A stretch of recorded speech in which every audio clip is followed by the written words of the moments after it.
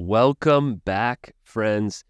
I know I say this every episode, but we've got a good one for you here. This was one of those that honestly knocked me off balance. It's a pretty short interview, but I met a new friend who I will absolutely connect with. I'm going to go over on her podcast, Dr. Tashion Macon, and she honestly blew me away. Some of the wisdom, her story, and just even our offline conversations were incredible. She's worked with some of the largest brands out there, from Oprah to Pink to Dr. Dre to Usher. And she has an unbelievable way of bringing her faith together with her words, together with her work. And honestly, the word for me is inspiring. She, as a person, is inspiring. She talks about finding your blaze. What is that? I refer to it as your unique design, but the way she presents it is so helpful and so clear. So you're going to enjoy this episode, but I want to talk about inspiration for just a minute. I don't know about you, but I get inspired a lot. I'll see something, whether it is visual art or whether it's a leader that is in their unique design, that's inspiring people, that's doing their thing, and I get inspired. I go to a gathering, I go to a mastermind group, I get inspired. The real challenge is turning that inspiration into something that ultimately we can continue to activate on. And we talk about two things here at Stay Forth a lot: clarity and then courage to act on that clarity. Another way we put it is awareness and then action. Many times our awareness of I have goals, or I have more in the tank, or I should go for this, or I should be healthier in this way. Here's a habit in my life. The awareness piece doesn't make its way over to action, or the clarity piece doesn't make its way over to courage. And we feel that fear of like, what's the courage that I need to continue to activate to turn that into consistency? That is the great challenge of coaching, is how do I take that awareness or even that inspiration and help somebody take steps, not just each month or each week, but every single day in that direction. And I love the stories I'm hearing from coaching. So you know who you are, coaching clients. You inspire and encourage me as you take your next right steps. Have you ever sat down Sunday afternoon and thought about the week ahead, and you start to feel yourself tighten up in the chest, your shoulders get tense, you start frowning your eyebrows? You got the Sunday scaries, and that tends to carry over Monday, Tuesday, Wednesday, Thursday, Friday, and we find ourselves wondering, how am I going to get all of this done in this amount of time? And it puts you into a reactive place, and each day you find yourself drinking more coffee, trying all of the different things to get more done in less time, at the expense of increased stress, increased overwhelm, increased anxiety, poor mood, poor sleep, and an overall poorer quality of life. The alternative is to live and lead and navigate your days from a place of greater clarity, reduced overwhelm, reduced anxiety, more calmness, and better sleep at night. But how do you do it? There's tons of things on the market. People are trying to do new things. I have been taking Magic Mind for about 4 months now, and I can tell you without a doubt, it's the first thing I take in the morning, and it has been a tremendous game changer in my ability to lead in multiple areas, invest into things that matter most, get things done without feeling stressed, anxious, overwhelmed. I'm more focused. I have more clarity. It's all natural. You've got matcha to boost your energy, adaptogens, which are going to help you relax, nootropics, which are going to help keep you focused, and most importantly for me, it's chock full of vitamins to help you boost your immunity so that you're not sidelined with whatever thing is going around. You have a better chance to live and lead healthily for the long haul. If you're interested, I want to encourage you. You can look below. All the information for Magic Mind is in the links below. You can try it out now. We've got a discount code for you. Do yourself and those you lead and care for a favor and check out Magic Mind today. You won't regret it. You have beautiful things in your heart and soul. You have things that are your blaze, like Dr. Tasha talks about. You have things that you need to do because we need your contribution here in the world. And so this pep talk, I think, perfectly leads you into this episode with Dr. Tashion. I hope not only you enjoy this, seriously, I hope you're encouraged by it, I hope you're challenged by it, hope you write down a few goals. You Write Setup Journal users, we love you. We're so glad that right now this is on Amazon. Both of those resources, just type in my name, Alan Briggs, and you can find both of those. Friends, we want to give you the resources you need to do what you were designed to do here on this earth.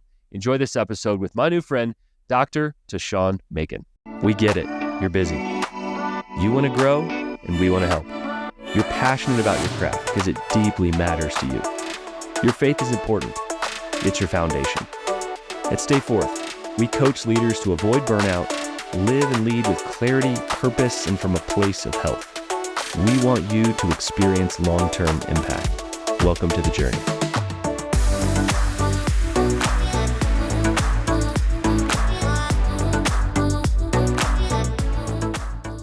Hey friends, I am here with my new friend and Dr. Tashion. So glad to have you on the podcast. Thank you so very much for having me. I so appreciate it. Excited to be here. Absolutely. Probably my favorite book title I've heard in a long time. We're coming in hot today to talk about your new book. And I just want to start with this. So you're writing from a framework from a Black female, writing often to Black females. I'm obviously a white dude coming in here, but I'm very, very curious about your perspective on so many of these things. And so we're going to get there, but you have a pretty unbelievable resume. Some of the brands you've been able to work with, Dr. Dre to Oprah to pro sports, all kinds of different organizations. Can you help our listeners understand what exactly you do in your space? Sure. So from a career perspective, my career is the intersection of pop culture, positive psychology, and marketing. And so what my career arc has been is the branding and marketing of pop culture talent, starting with LaFace Records and all the talent on LaFace Records, having the privilege and the honor to be recruited and work for Dr. Dre, did that, wonderful experience there, and began to work across all the other, what we would consider pop culture platforms. I worked for NBC, Warner Brothers, I've worked on films, I've worked in fashion, all of the sports, the NFL, the Olympics, just NBA, just had a wonderful opportunity to work in those spaces. And a lot of times through strategic partnerships, because at the time, as pop culture was emerging and burgeoning, we found opportunities of intersectionality with consumer products, with other pop culture platforms. So that's what I've been doing career-wise for a long time. I thoroughly enjoy it, and began to also do that work with nonprofits, leveraging pop culture platforms to move philanthropic issues forward, like things like you would see like the Red Campaign, things like that. So excited to do that work as well. Beautiful. So you say this is a bit of a tagline, get individuals and institutions great and see where culture and the consumer are headed. How do you discern that? I think I discern it from a standpoint from how do we get individuals and institutions great. I think it's really important. The book that I've written, Coming in Hot, A Blueprint for Black Women Setting the World Ablaze, is really a love letter to Black women from the context of my experience. Yet I also speak about the fact that there's an essence that is beyond ethnicity. You and I can be one in a space of essence. How we show up in the world, from a sacred text perspective, that's our essence and our connection. So when I say get individuals and institutions great, I'm thinking about how do you show up as your greatest self, your highest self, and also in the highest point of honor and integrity. It's not simply about the things, the bells and whistles, but it's also about the sacredness of your soul. How can you show up in your highest and greatest self in that way? And from a standpoint of where consumers and culture collide, and where they're going, we often see that I often say culture is a consumer. When you feed culture what it desires, or if you listen to culture as a consumer, you will often discover what the community or what the consumer itself desires. So if we look at things like hip hop as a genre, Alan, you'll remember it was a time hip hop was not even considered a genre. They thought it was never going to last, right? The same thing happened with Christian gospel. They thought, what are you talking about? This is never going to last. But the culture was saying, no, there's something here. And the culture was indicative of, quote unquote, the consumer. So before we dive fully into the book, so you were raised in East St. Louis, correct? East St. Louis, Illinois, yes. Okay. So how did you get from East St. Louis to working with some of the largest brands in the world? Give us just a couple of points on the journey. How'd you get there? One point was I learned early on through just being very honest, my faith community, that my social location was not my destination. That was really clear to me early on, and that I served a big God that could do big things in my life. And that was really, really shared with me. And I grabbed that. I grabbed a hold of that. So from there, I started walking through what I call divine doors. Every time a divine door would open, Alan, I would walk through it. And it just kept leading me to these different opportunities. And I also, and the word that keeps coming up for me, honestly, is obedience, right? And so in obedience, I would serve. I believed in servant leadership. So wherever I was planted, I would serve my leader in integrity. And someone would see that. Like, people were watching that I didn't even know were watching.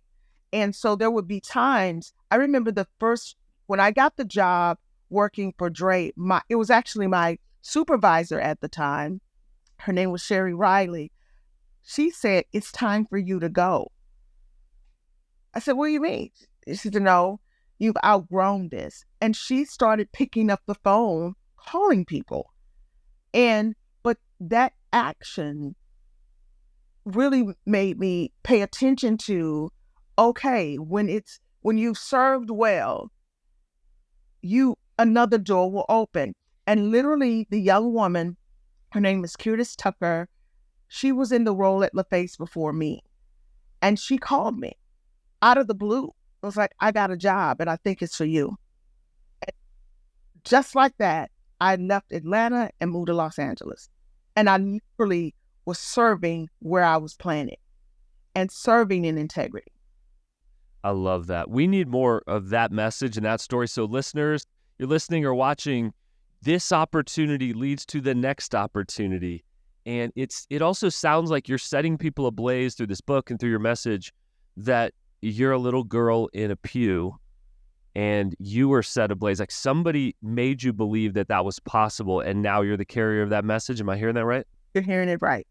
Beautiful. You were born to do this. I absolutely love it. Well, let's dive in a little bit. So we're coming in hot in this book, and you talk about the hot list. What is that, and how's that helping people? Awesome. The hot list is a framework of how I encourage emerging or established leaders, particularly women of color, Black women, to count the cost and the coins to cultivate a career that is as unique to them as they are. And what that means specifically is count the cost. Is this the right opportunity for you? Count the coins.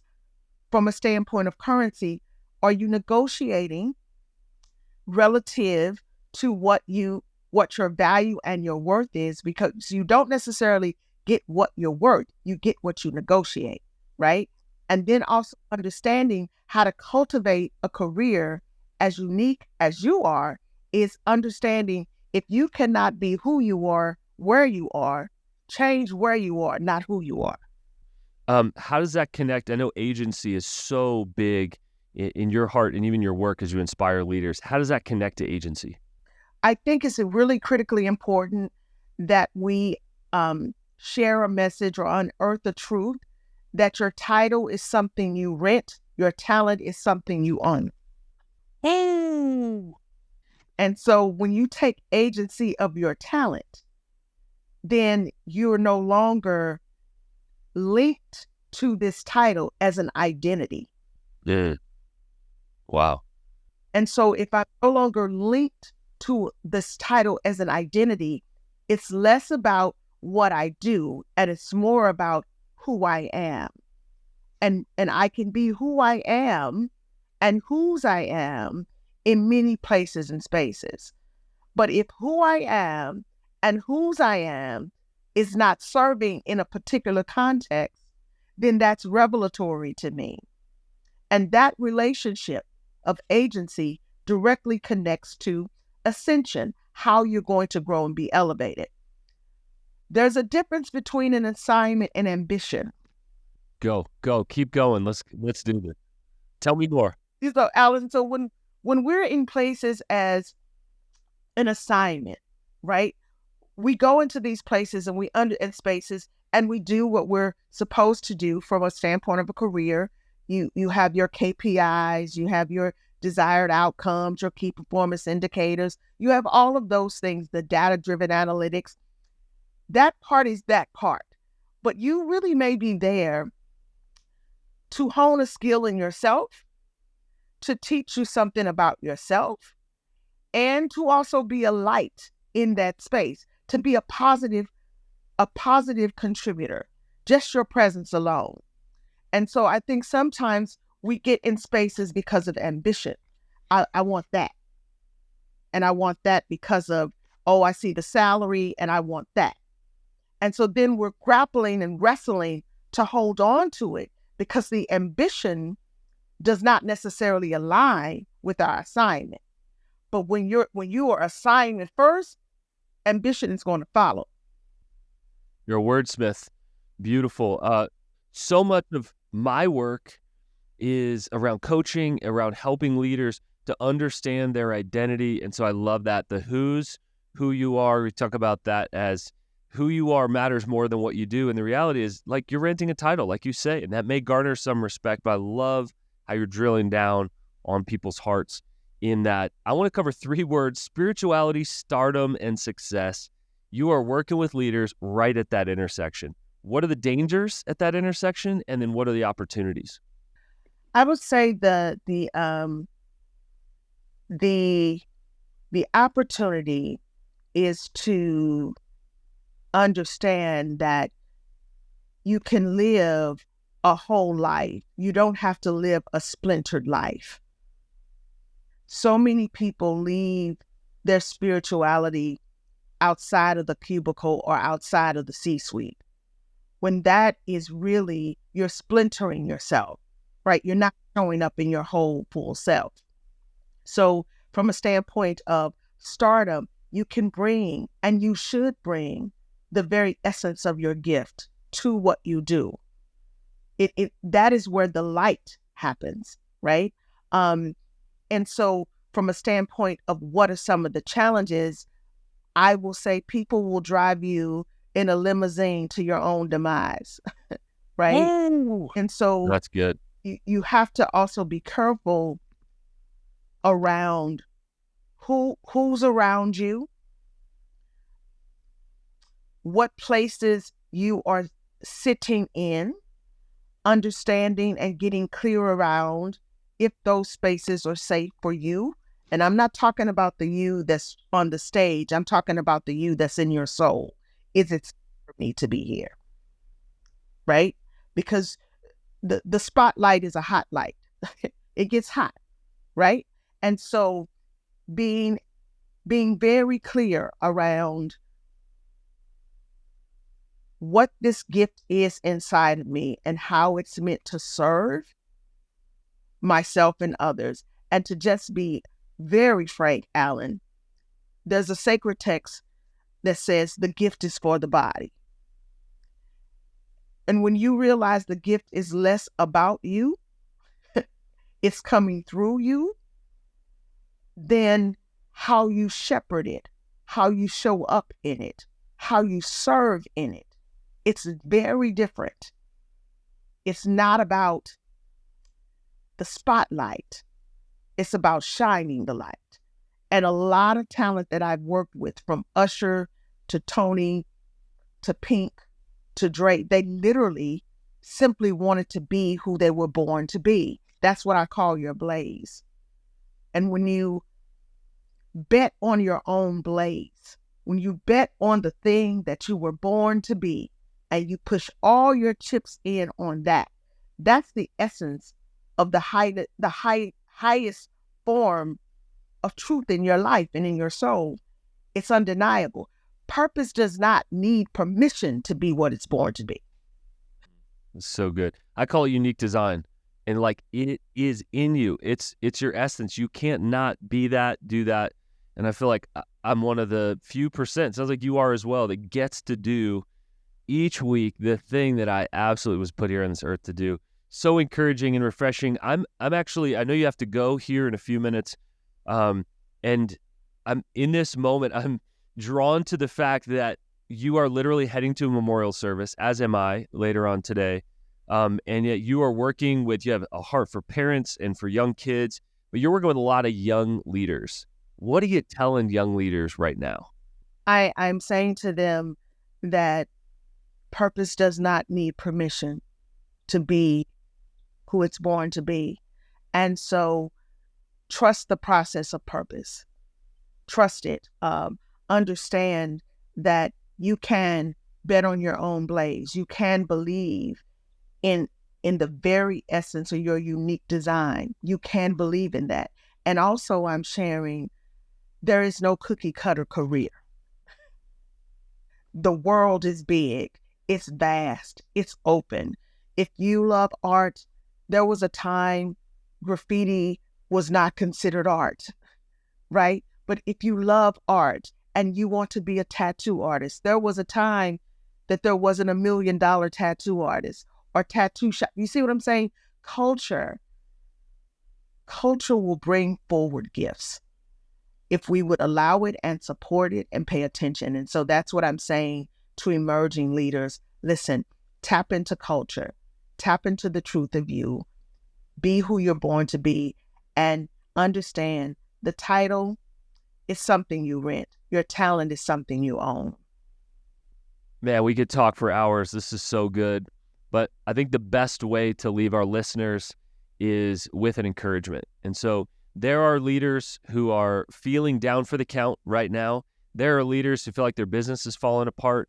People listen to this, think about throwing in the towel, so discouraged.